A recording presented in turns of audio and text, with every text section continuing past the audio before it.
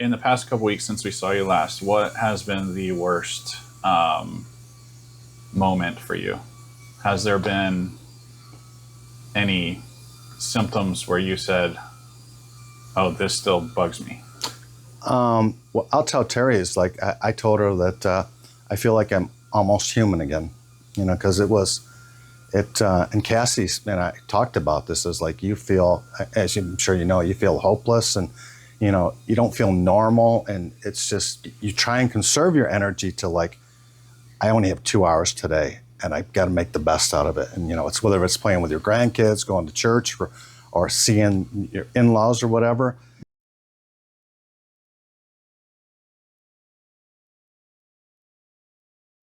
As you know, the nickname is suicide disease, and I know there's about a 25% suicide rate.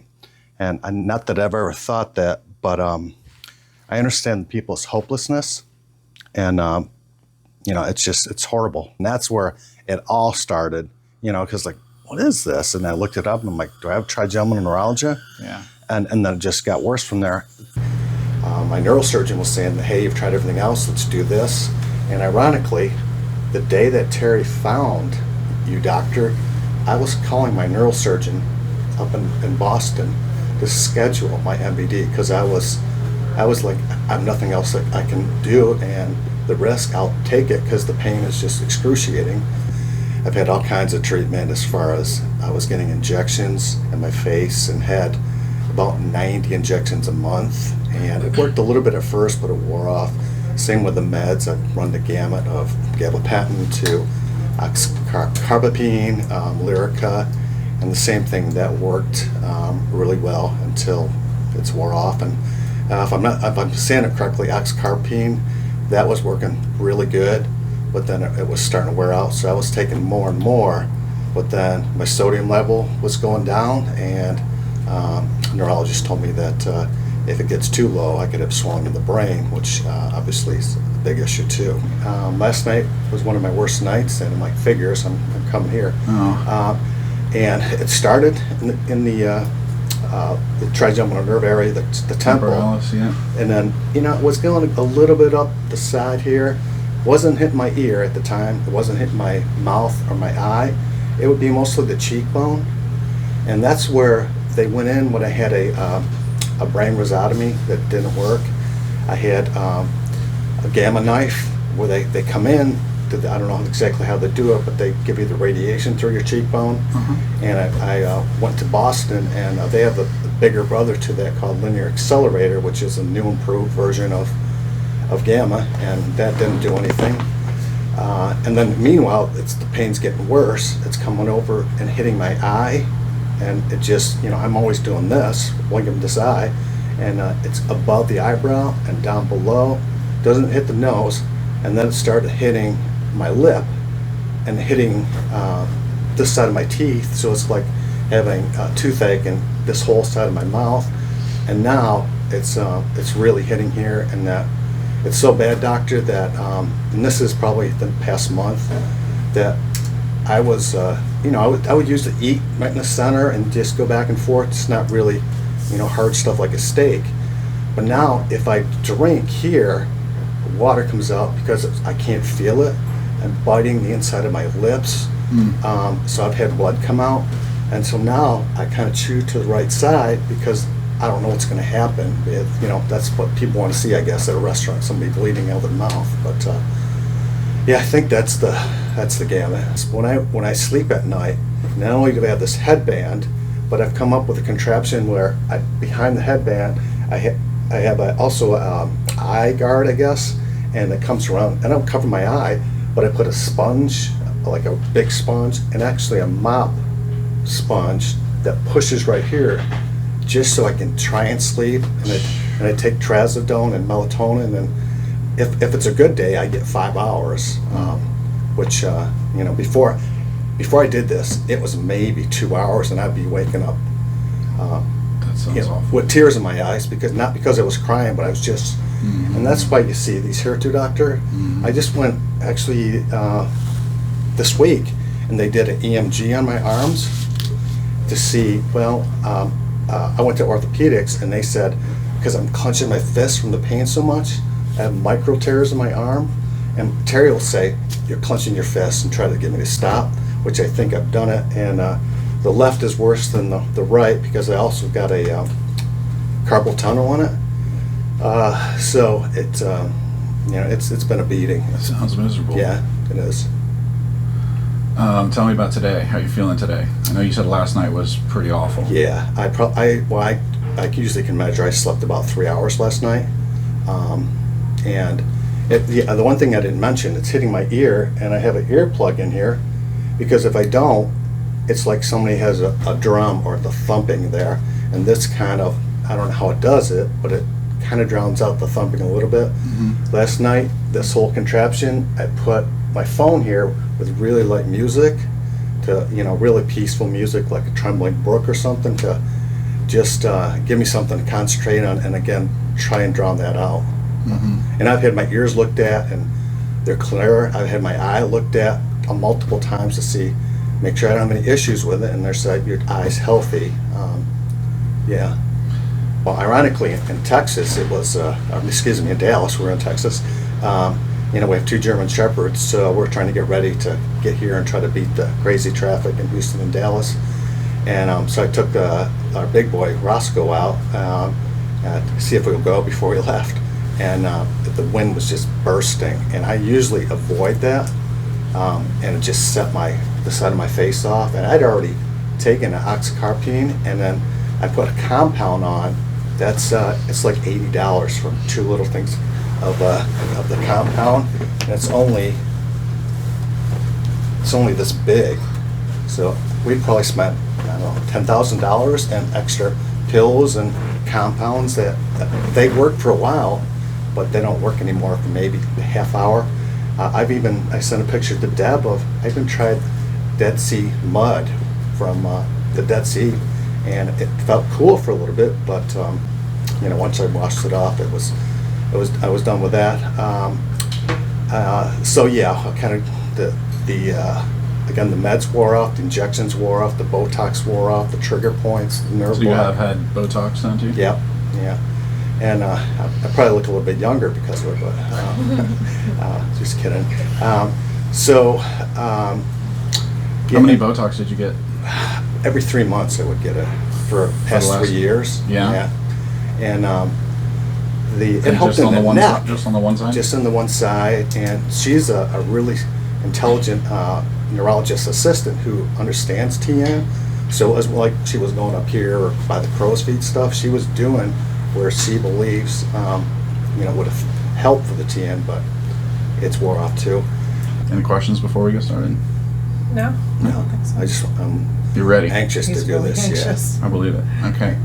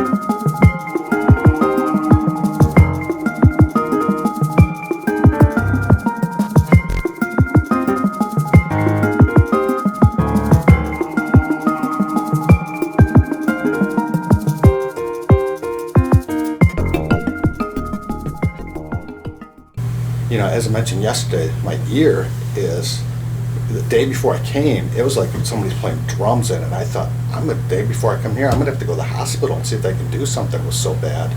That's what I mentioned about the phone by my ear playing some music. But now my ear's like 99%. I'm like, is that it? Is that it? But it's gone. So He actually gave me the earplug back this morning and said, I don't think I'm gonna need it. Yeah. Excellent. And he's had that at least for a week. yeah, probably longer. And usually I have At it in least my 2 weeks purse, and at he church, had it so, the whole yeah. time. Yeah, your range of motion was something I noticed right away when we were doing the diagnostics. You could only go, if you remember, I was asking, Oh, yeah. can you go a little Yeah, further to the yeah. left? And it was really limited. And then, of course, now it seems like you can really move Oh yeah. got a lot more freedom and range of motion. Oh, now. definitely, doctor. Yeah. Great. And he slept better, and he didn't, when I woke up, he didn't have the headband, the whole, contraption, he didn't even have it on. That was my next question. How was sleep? It was pretty good. I was kind of, she would turn the TV on and I'm like watching it, fall asleep. And I went to bed at 8. Usually it's 9:30. I'm thinking, oh, I'm gonna go. But then I'm laying in bed like, what's he gonna do tomorrow? My mind was racing. Of course. Yeah. Yeah. I'm like, why am I going to sleep now? But And one of the things about all this time having those tense muscles and building up that lactic acid, once your muscles have a chance to release, you can, a lot of patients get tired and sleep and, or, right? Yeah. I kind of thought about like back in high school, this is a long time ago. When we were wrestling, if you try to lift some big guy up, you usually get some water on your knee because they're so heavy. And it wasn't like you put a hot pad or ice pad on there. It's not the first day. It takes a couple days to get that swelling to go down. Exactly. So, yeah. And that'll happen over time as well. So it's something that we kind of want to keep track of in the coming days and weeks to see how things are going. Seems like we made a pretty significant impact yesterday. Yeah. Welcome back. Oh yeah, glad to be here. So it's been 2 weeks now Yeah, 2 weeks. Yeah. since the last time you were here. Yep. And you brought some remarks. Yeah, I just wanted to, before we I know you're going to have some questions, but I thought, I kind of summarized what the past almost 5 years has been. Mm-hmm. And it's been tough for both of us. I mean, it's probably the second biggest challenge in my life. So I'll just read it quick and then, if that's okay. Yeah, absolutely. Okay, some procedures that I've had done. I've had multiple IV drips. I'm presently weaning off 17 meds a day and still a great pain. And I've been through enormous amount of other meds like gabapentin and so many other words. As you know, the nickname is suicide disease, and I know there's about a 25% suicide rate. And not that I've ever thought that, but I understand people's hopelessness, and it's horrible. Cassidy, I met last night on the phone, who you inspired me to watch that video, and besides her having the 2 MVDs, everything else is the same, except I did have a brain rhizotomy, which ended up causing a severe, life-threatening brain hemorrhage, and I'll never walk the same because my right leg was affected from it. Thankfully, I'm not on a walker, but I can't run like I could, my gait is off. I used to get 90 injections a month in my face and my head, and sometimes, that's pretty excruciating, especially when you're getting it in the area that hurts a lot. And, Terry sometimes would come and have to wipe the blood off of my face. Too many Botox shots that I can ever count. Myofascial massage, hot pack, cold pack. I have to be propped up to sleep. I showed you the picture of me designing that pad eye mask so I could at least get some sleep at night. I've had the gamma knife, which was excruciating. I sent Deb the picture of it where they put bolts in your head. She was telling me about that this morning. And it hurt going in, but it was hurt even more coming out. Kind of put me in an aura because you can hear the crunching of it coming through your skin, it was terrible. I even tried Dead Sea mud, from the Dead Sea. Mm-hmm. And it actually, there's some nutrients in it. It kind of gave me a cooling effect. But once it hardens, then you got to wipe it off, and then the pain comes right back. And then, as I mentioned, the brain rhizotomy that caused the brain hemorrhage. Medical massages to help release muscle tensions. And then the blessing here, one of the biggest blessings is, I think I might have shared this before, is the day I was going to call a main hospital, I won't mention its name, but it's big, that I was calling to schedule my brain surgery, the MVD craniotomy. Terry found you guys. And it was such a blessing that same day. I wish God had showed us earlier where it was, where you guys were, but I'm just grateful that we found it. You know, it hurt to shave, brush my teeth, comb my hair. The wind blowing would be a really big one if I wanted to go see my grandson in Colorado in that cold wind, and I'm toast for a couple of days. Showering, I'd have to stand in the shower, hit the side, and then gently hit the side of my face. And of course, stress. If I was stressed out, it just would flare up. Yeah. And then a major concern for me, because the collateral damage from another issue I won't go into, it would raise my blood pressure where it would seriously cause an issue for me.